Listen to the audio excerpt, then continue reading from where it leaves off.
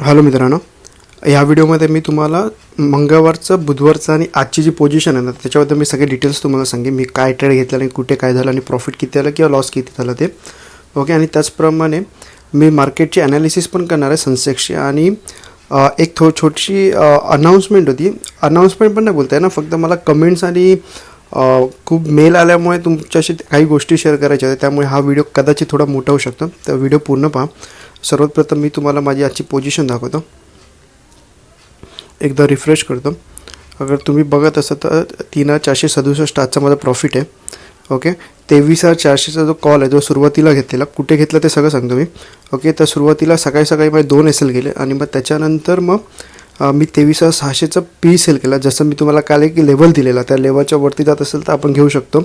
त्या लेवलच्या वरतीच मी एंट्री घेतली. ओके. मी तुम्हाला त्या चार्टवरती घेऊन जातो.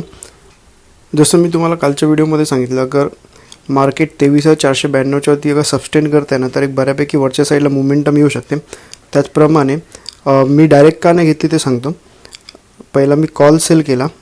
अगर तुम्ही बघाल ना तर सुरुवातीला मी माझी पहिली एंट्री ना इकडेच घेतली, कारण जसं हा वाला लो ब्रेक केला ना तशी मी माझ्या साईडला एंट्री घेतली.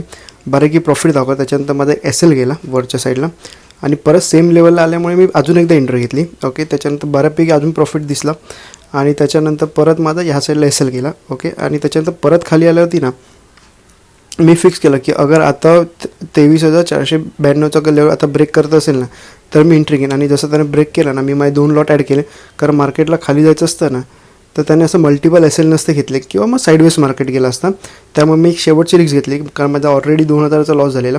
ओके. तर एक फायनल SL मी द्यायला तयार होतो. त्यामध्ये 2 लॉट घेतलेले आणि मॅक्स SL माझा 1K होता. 1,000 रुपये माझा मॅक्झिमम SL होता दोन्ही लॉटचा मिळून.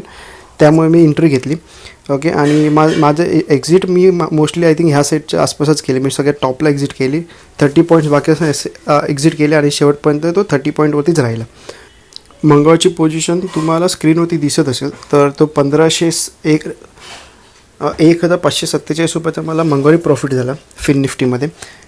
तो कसा झाला ते तुम्हाला सांगतो. ॲक्च्युली मी बाईंग करत होतो. ठीक आहे. तर पहिला एक लॉट ऑप्शन सेल केला, त्याच्यामध्ये मला 1,200 रुपयाचा लॉस झाला. ठीक आहे. त्याच्यानंतर मी बाईंग केलं, त्याच्यामध्ये मला काहीतरी 1,400च्या आसपास मला प्रॉफिट झाला. तर मी टोटल ओव्हरऑल 268 रुपीज प्रॉफिटमध्ये होतं. बरोबर. त्याच्यानंतर मी परत 2 लॉट ऑप्शन बाईंगमध्ये टाकले आणि ॲक्च्युली ऑप्शन बाईंगमध्ये टाकले 50 रुपयाचा काहीतरी होता तो कॉल. ओके. आणि मी घेतलं आणि त्याच्यानंतर तो माझ्या साईडने गेला. ओके. माझ्या साईडने घेतला, 2 लॉट घेतले आणि जसं मला असं वाटलं 3,000 प्रॉफिट झालं ना तर मी माझी पोझिशन एक्झिट केली. तर नंतर बघतो तर काय तो मी ऑप्शन सेलिंग केलेला होता. ओके. म्हणजे जो ऑप्शन बाईंग करायचा होता मला तो मी चुकून ऑप्शन सेलिंग केला आणि तिकडे मला 3,000चा लॉस झाला. ओके. आणि मग तो 3,000चा लॉस कवर करत मग मी शेवटी 1,500च्या आसपास मी प्रॉफिटमध्ये आलो. ओके. आणि त्या 1,500मध्ये मला ॲक्च्युली काहीच नाही मिळालं. सगळेचे सगळे ब्रोकरेजच निघून गेलेले. ओके. त्याच्यामध्ये मला काय प्रॉफिट काय नाही झालं. आणि कालच्या दिवशी तर बँक निफ्टीमध्ये मला 2,400 रुपयाचा प्रॉफिट झाला. ते पहिल्याच एंट्रीमध्ये मला टोटल 6,000चा प्रॉफिट झाला. त्याच्यानंतर आपल्याला जेव्हा वेळ नसतो ना आणि जसं थोडा वेळ मी तो आपण काही एंट्री घेतो त्याप्रमाणे माझे काही एंट्री झाल्या, त्याच्यामध्ये ओव्हर ट्रेडिंगमुळे माझे थोडे लॉस झाले. ओके. सुरुवातीला 6,000 प्लस होतो आणि मग त्याच्यावर मी 2,400च्या आसपास प्रॉफिटमध्ये आलो. याची 6,000 प्लस झालं. मी तेव्हा सिस्टम बंद करून ठेवायला पाहिजे होता, पण मी थोडा ओव्हर ट्रेडिंग झालं. मला वाटलं 10,000पर्यंत मला टार्गेट होता, पण तो अचीव नाही होत होता. त्याच्यामुळे मी अजून एंट्री घेतला आणि त्याच्यामुळे ते लॉस होत गेले. ओके. आणि आजचं तर मी तुम्हाला सांगितलं मी एंट्री कुठे घेतली आणि किती प्रॉफिट झालं ते.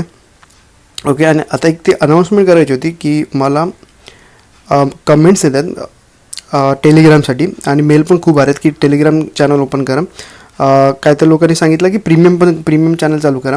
तर प्रीमियमचं मला एवढ्यात काय प्लॅन नाही आहे, कारण बघा मी जे एंट्री देणार ना, मी जी स्वतः एंट्री घेणार ती मी तुम्हाला सांगायचं माझं प्लॅनिंग आहे. पण एवढ्यात नाही, मला कमीत कमी 1 महिना अगर मी कंटिन्यू राहत असेल ना तरच मी करणार ते ओपन, नाही तर मी ओपन नाही करणार, कारण माझ्यामुळे फुकटचा कोणाला लॉस नको व्हायला. ओके. जी मी एंट्री घेणार तीच एंट्री मी सांगणार. मग सेम आपण ऑप्शन बाईंगसाठी पण करू शकतो. ओके. आणि त्याचप्रमाणे मी प्रीमियम चॅनल एवढंच ओपन नाही करणार, कारण काय माहिती आहे, पहिले तुम्ही कमवून घ्या. सुरुवातीला डायरेक्ट पैसे देऊन उपयोग नाही. पहिले ॲटलिस्ट तुम्ही कमवून घ्या. कमवल्यानंतर आपण मग पुढे बघू. ठीक आहे. कमीत कमी 2-3 आठवडे तर मी काहीच प्लॅन नाही केला आहे. ओके. जेव्हा चॅनल जेव्हा ओपन होईल तेव्हा आपण पुढे बघून घेऊ.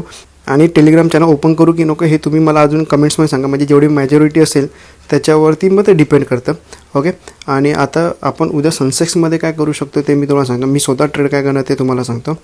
सनसेक्समध्ये ना 77,150 लेवल मी मार्क केला. का मार्क केला तरी तुम्हाला सांगतो, कारण मार्केट इथूनच बऱ्यापैकी खाली आलं आहे. ओके.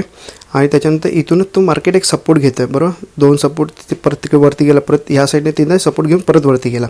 ओके. त्यामुळे माझ्यासाठी हा एक सपोर्ट आहे. तर आपण आता एंट्री कुठे घेऊ शकतो ते तुम्हाला सांगतो मी. मार्केट समजा फ्लॅट अगर 77,151च्या वरती अगर मार्केट ओपन होत आहे, भले मग फ्लॅट ओपन होते की थोडा गॅप अप ओपन होते किंवा थोडा गॅप डाऊन ओपन होते किंवा गॅप अप ओपन होते. ओके. अगर समजा फ्लॅट ओपन होऊन अगर 5 मिनटाची ग्रीन कॅन्डल करते आणि त्याचा हाय ब्रेक करते ना, तर आपण वरच्या साईडला जाऊ शकतो. मॅक्झिमम 2दा एंट्री घ्या, 2 एंट्रीच्या वरती घेऊ नका.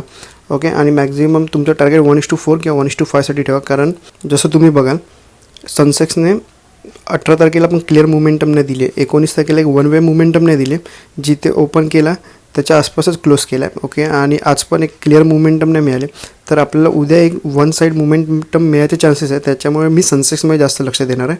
आणि समजा मोठा गॅप ह्या लेवलच्या आसपास गॅप डाऊन झाला ना, तर समजा गॅप डाऊन ओपन होऊन पण अगर पहिली ग्रीन कॅन्डल ओपन करत आहे आणि अगर त्याचा हाय ब्रेक करतो तर आपण वरच्या साईडला जाऊ शकतो. गॅप डाऊन ओपन होऊन अगर पहिली रेड कॅन्डल बनवते आणि त्याच्यानंतर त्या रेड कॅन्डलचं अगर हाय ब्रेक करत असेल तर पण आपण वरच्या साईडला जाऊ शकतो. आणि मॅक्झिमम 2दाच एंट्री घ्या. समजा एकदा एंट्री घेतली, आपला SL गेला, ठीक आहे, परत एकदा वरती आला सेम लेवल आला की आपण अजून एकदा एंट्री घेऊ शकतो. ओके. आणि त्याच्यानंतर परत तुमचा SL गेला तर समजून जा की मार्केट साईडवेज असेल. ओके. अगर मार्केटला जायचं असेल तर पहिल्या 2 एंट्रीमध्ये ट्रेंडी होऊन जाईल. ओके. आणि त्याचप्रमाणे डाऊन साईडला कुठे ते तुम्हाला सांगतो. डाऊन साईडला अगर तुम्ही आजचा जो लो आहे ना, समजा गॅप डाऊन ओपन झाला, पहिली रेड कॅन्डल बनवली, त्याचा हाय ब्रेक न करता अगर आजचा जो लो ब्रेक करत असेल ना, तर आपण डाऊन साईडला जाऊ शकतो. पण वरती अगर समजा तुम्ही 2 क्वांटिटी मारत असाल तर डाऊन साईडला 1 क्वांटिटी मारा. क्वांटिटी सर अर्ध्या करा.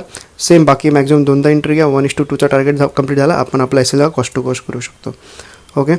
आणि समजा मोठा गॅप अप झाला, पहिले अगर ऑप्शन सेलरचं सांगतो मी. बाहेरचं तर 5 मिनटाची कॅन्डल आणि ऑप्शन सेलरची 15 मिनटाची कॅन्डलची वाट बघा. त्याचा हाय ब्रेक केला की जो कॅन्डलचा जो पण लो असेल त्या लोचा आपण PE सेल करू शकतो आणि त्याचा SL जोपर्यंत मार्केट त्या लोला टच नाही होत तोपर्यंत आपण आपले पोझिशन कंटिन्यू ठेवू शकतो. आणि तुम्ही मला त्या टेलिग्रामबद्दल काही सांगू शकता. तुम्हाला काही डाऊट असेल तर कमेंट करा. व्हिडिओ आवडला असेल लाईक करा. तुम्ही चॅनलला सबस्क्राईबसुद्धा करू